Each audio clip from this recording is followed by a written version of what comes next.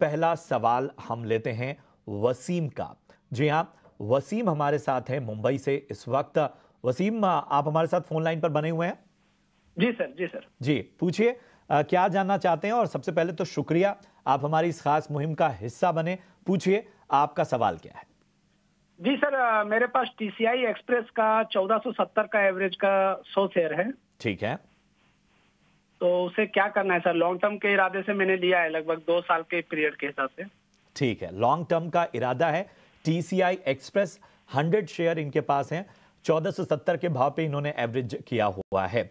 विवेक बताएं, TCI express में इनको इस वक्त नुकसान होता हुआ लॉन्ग टर्म नजरिया है, आपकी क्या राय होगी? देखिए, आप अगर लॉजिस्टिक्स सेक्टर देखो तो ये सेक्टर अभी तक जितना फलना फूलना था उतना हुआ नहीं है देश में, और यहाँ से ग्रोथ काफी अनलिमिटेड है, ये वो मैं बोलूंगा। और मुझे लगता है कि TCI express one of the finest companies है लॉजिस्टिक स्पेस में आज के दिन, लिस्टेड स्पेस में। तो इसको आप होल्ड करिए। मतलब आपके भाव से काफी नीचे आया है, लेकिन एवरेज की सलाह नहीं दूंगा। लेकिन मुझे लगता है कि आप अगर इसको लॉन्गर टर्म के लिए होल्ड करते हो तो आपको मुनाफा भी होगा, और ये आपका वापस खरीदारी का प्राइस भी आपको मिल जाएगा। तो ओवरऑल अच्छी कंपनी है, डेफिनेटली होल्ड करना चाहिए आपको। ठीक है, तो अच्छी कंपनी है और आपको लंबी अवधि का नजरिया है, तो यहां बने रहने की सलाह विवेक जी की तरफ से आती हुई। हमारे साथ बने हुए हैं क्या? जी सर, जी सर। जी जी, हैप्पी, बताइए, बाड़मेर राजस्थान से हैं आप, और पूछिए क्या जानना चाहते हैं? जी, आईआरबी इंफ्रा के मेरे पास 3200 शेयर है, 58 की रेट में, 58 रुपए की। ठीक है, 58 रुपए के भाव पे 3200 शेयर आरबीआई इंफ्रा पे। तो सबसे पहले तो आपको बधाई देनी होगी, क्योंकि जिन लेवल्स पे आपने इस स्टॉक में एंट्री की है वहां से आपको इस वक्त फायदा होता हुआ। विवेक, आईआरबी इंफ्रा पे पहले भी हम इस पे नजरिया दे चुके हैं, लेकिन जरा एक फ्रेश अप्रोच बताइए, हैप्पी को क्या सलाह होगी? 58 रुपए की इनकी खरीद है। देखिए प्रशांत, पहले तो मैं निवेशक को ये बोलना चाहूंगा कि आपको अगर सही में जिंदगी में हैप्पी रहना है तो बाजार में ऐसे शेयर्स खरीदीजिए खरीदिए जो सही में फंडामेंटली बहुत स्ट्रांग लगे और फ्यूचर प्रोस्पेक्ट्स बहुत अच्छा लगे। अब बढ़ते हुए बाजार के साथ आईआरबी काफी ऊपर चला गया है, तो मुझे लगता है कि आपको इसमें से प्रॉफिट बुक करना चाहिए। और बाजार में काफी शेयर्स ऐसे आपको मिल जाएंगे जो फंडामेंटली स्ट्रांग है, वैल्यूएशन वाइज भी अभी सस्ते हैं। देखिए, देश में इंफ्रा बढ़ने वाला है, अगले बजट में वापस इंफ्रा पे काफी स्पेंडिंग होगा, ये सारे अनाउंसमेंट होंगे। लेकिन जो स्टॉक या आप बात कर रहे हो आईआरबी इंफ्रा, इसमें करीबन 13-14 हजार करोड़ का तो डेट है। मार्केट कैप इसका करीबन 15-17, शायद 48 हजार या 40 हजार का है। तो मतलब आप अगर देखो, इतना डेट ली हुई कंपनी, मुझे लगता है कि आपको निकल जाना चाहिए। सेफ्टी इज मोर प्रायोरिटी आज के दिन, जब बाजार एकदम ऊपरी स्तरों पे चल रहा है। तो फिलहाल आपको इससे निकल जाने की सलाह, प्रॉफिट बुकिंग की सलाह। विवेक का सलाह भी दे दीजिए कि आखिर कौन कौन से विकल्प हैं जो इस रेंज में उनके पास सामने आ सकते हैं, जिन कंपनियों का फंडामेंटल बेहतर और जो आगे बेहतर रिटर्न दे सकते हैं। प्रशांत देखिए, ऐसे तो अब हम लोग डिस्कस करते ही रहते हैं वेरियस स्टॉक्स, और लेकिन आज अगर मुझे आप पूछो कि डाउन साइड लिमिटेड है और अपसाइड आपको डिसेंट मिल सकता है यहाँ से, तो आप बैंकिंग सेक्टर में जाइए। मेरी वही सलाह रहेगी, बैंकिंग है या फिर फार्मा है।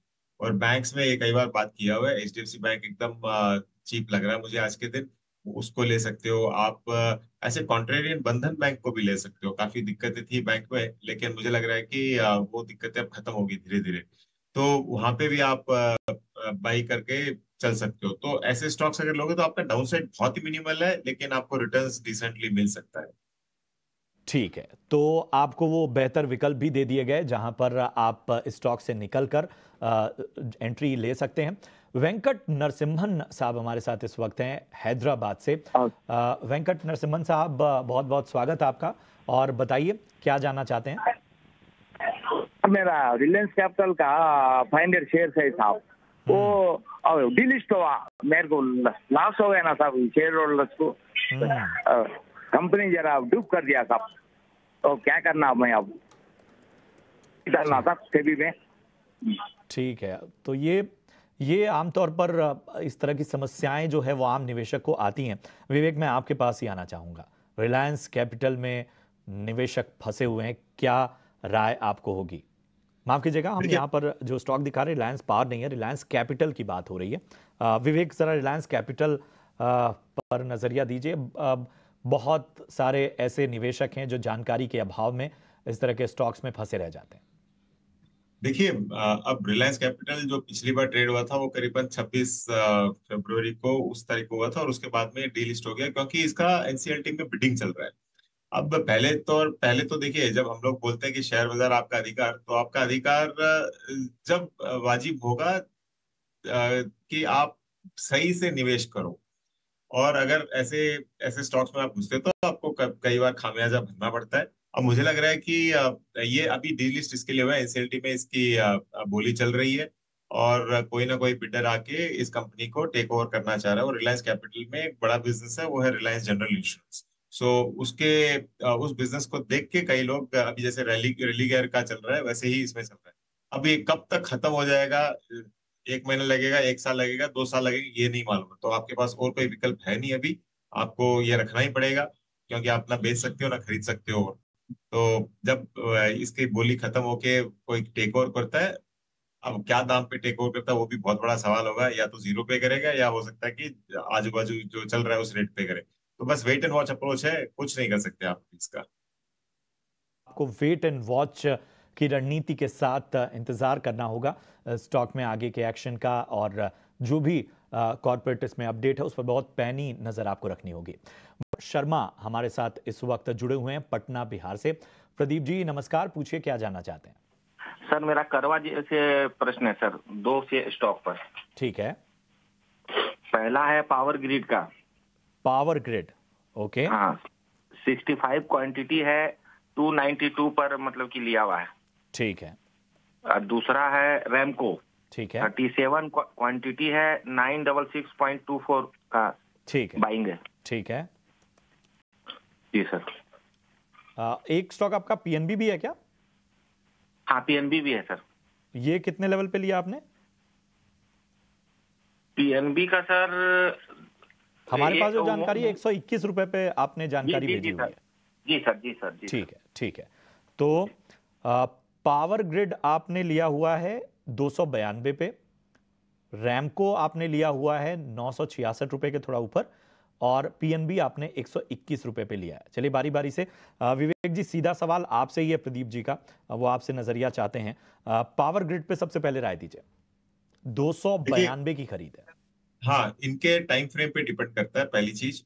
और मुझे लगता है कि अगर आप पावर ग्रिड को थोड़ा सा समय दे सकते हो, मतलब अगला समझ लो कि 24 महीने से 36 महीने आप इसको रखते हो, तो मुझे लगता है कि अभी भी स्टॉक अच्छा करेगा। यहाँ से जो पावर सेक्टर है वो बहुत अच्छा कर रहा है। और जितने भी स्टेट गवर्नमेंट्स के डिस्कॉम्स है जो इन कंपनीज को पेमेंट नहीं दे रही है, उन पे भी एक दबाव बना के रखा हुआ है गवर्नमेंट ने कि इनका पेमेंट भी आप रिलीज करो। तो ये सारे पॉजिटिव फैक्टर्स है जो पावर ग्रिड और जितने भी पावर सेक्टर रिलेटेड स्टॉक्स है उनको अच्छा आगे चल के चलाएगा। तो इसको तो होल्ड करना है आपको। और अगर किसी को बाई भी करना हो तो ऑन टिप्स आप इसको बाई कर सकते हो। दूसरा था, अ, याद नहीं है मुझे कौन से स्टॉक्स थे जी।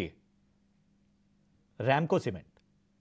तो हाँ, को देखिए, सीमेंट है एक, रामको सिस्टम, 2-3 रामको इंडस्ट्रीज, 2-4 कंपनीज है इस सेक्टर में। मैं सीमेंट के बारे में बोल रहा हूँ।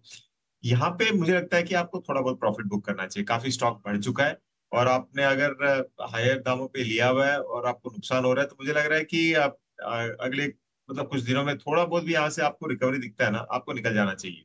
सीमेंट ओवरऑल लॉन्गर टर्म के लिए ठीक है, लेकिन वैल्यूएशन वाइज रामको यहाँ से काफी मुझे कॉस्टली लग रहा है। एक और स्टॉक है इनका, पंजाब नेशनल बैंक, पीएनबी, 121 रुपए की बाइंग। देखिए, पीएनबी इनफैक्ट हमने कल भी डिस्कस किया था, और मुझे लग रहा है कि और कल उस शो में कई मतलब डिटेल में हमने डिस्कशन की थी। मुझे लग रहा है कि पीएनबी यहाँ से अब कॉस्टली है, महंगा लग रहा है। और पीएनबी को अगर बेच के आप बैंक ऑफ बड़ौदा भी ले लेते हो, मतलब सिमिलर टाइप ऑफ कंपनी, उसी साइज की कंपनी से समझ लो, बैंक है, तो बैंक ऑफ बड़ौदा लेते तो आपका प्रॉफिटेबिलिटी आपको ज्यादा मिलने की उम्मीद रहेगी। पीएनबी वैल्यूएशन वाइज अब मुझे कॉस्टली लगने लग गया है। मैंने इस पे बाई दिया था 70-80 रुपए पे, लेकिन अब थोड़ा सा महंगा लग रहा है, लेकिन बैंक ऑफ बड़ौदा मुझे सस्ता लग रहा है आज भी। तो आप इसको खाली, दोनों सरकारी बैंक है, दोनों एक ही टाइप की बैंक है, मतलब लगभग जुड़वा भाई है समझ लो आप। लेकिन बस पीएनबी से आप पैसा निकाल के बैंक ऑफ बड़ौदा में आपको डालना है। ठीक है, तो ये एक बेहतर सलाह आपके तमाम स्टॉक्स पर इस वक्त मिलती हुई। बढ़ते हैं जो है हम ले लेते हैं यूट्यूब से, क्योंकि यूट्यूब के जरिए भी हमारी इस मुहिम से लोग जुड़ रहे हैं। श्रवण कुमार हैं और इनका सवाल रेल विकास निगम पे, आरवीएनएल पे है। 270 के भाव पे इन्होंने लिया हुआ है, 2000 शेयर इनके पास हैं और लॉन्ग टर्म का नजरिया चाहते हैं।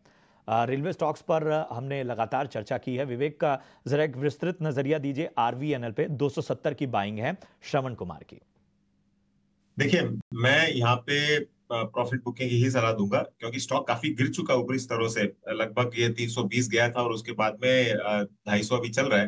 तो छोटा मोटा रिकवरी आएगा, पक्का आएगा वो। लेकिन उस वक्त उस समय आपको इसमें से निकलना चाहिए। अब रेलवे पे मैं क्या बुलिश नहीं हूँ, मैं काफी बुलिश हूँ। मुझे लग रहा है कि railway sector as a whole बहुत अच्छा करेगा। लेकिन जितने भी प्राइजेस है ना प्रशांत, ये कल मैं अभिषेक से भी यही बात कर रहा था, जितने भी प्राइजेस है ये रेलवे कंपनीज अगले कुछ सालों का जो मुनाफा होने वाला है या फिर उनको फायदा होने वाला है, वो सारा का सारा आज के दिन ही फैक्टर्ड इन है। अब ये होगा कि अगर सरकार, अब मार्केट चाहता है कि जो अभी सरकार है वही रिपीट हो, और लग रहा है कि वही रिपीट होगा। अगर होता भी है तो ये कि नया ट्रिगर क्या होगा, अब बाजार को मालूम है कि ऐसे ही होने वाला है लगभग। तो मुझे लगता है कि यहाँ से आप अगर फ्रेश बाइंग करते हो तो आपका अपसाइड बहुत लिमिटेड है। डाउनसाइड नहीं होगा, लेकिन अपसाइड बहुत लिमिटेड है।